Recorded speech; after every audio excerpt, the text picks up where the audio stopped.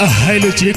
जी हाँ मेरे दोस्तों, new musical group and orchestra party आप सभी बरतिया गमजुआ को स्वागत करती है और आप सबके बीच में आ गई है मिस पायल और इनके साथ देगी मिस काजल।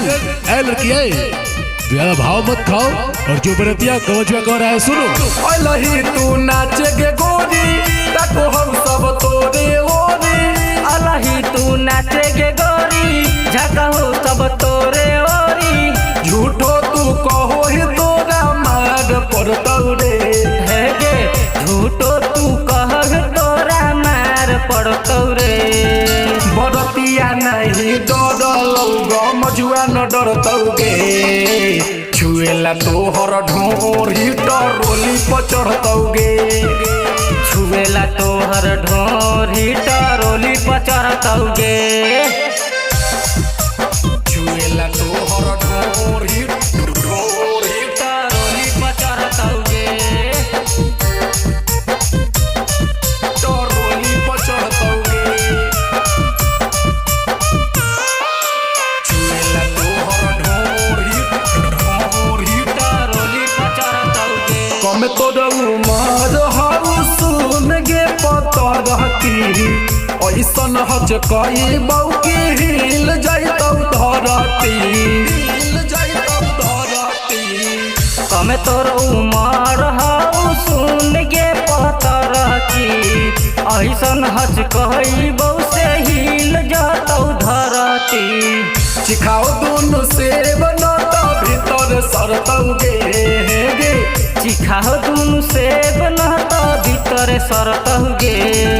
बरतिया जोले डरलौ न गमजुआ न डरतौ गे।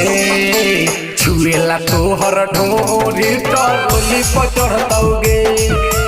छुएला तोहर ढोरी टरोली पर चढ़तौ गे। छुएला तोहर ढोरी टरोली पर चढ़तौ गे। टरोली पर चढ़तौ गे।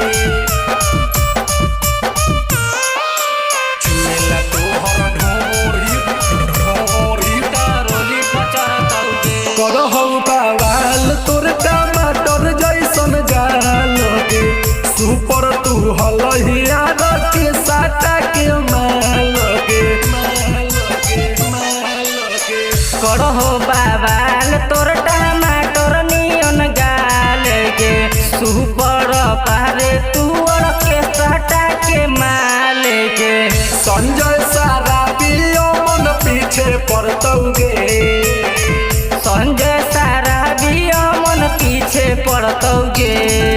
बरतिया नहीं डरलौ गमजुआ न डरतौ गे। छुएला तोहर ढोरी टरोली पर चढ़तौ गे। छुएला तोहर ढोरी टरोली पर चढ़तौ गे। RGR रिकॉर्डिंग स्टूडियो, बिहार, जिला मुजफ्फरपुर, मोतीपुर।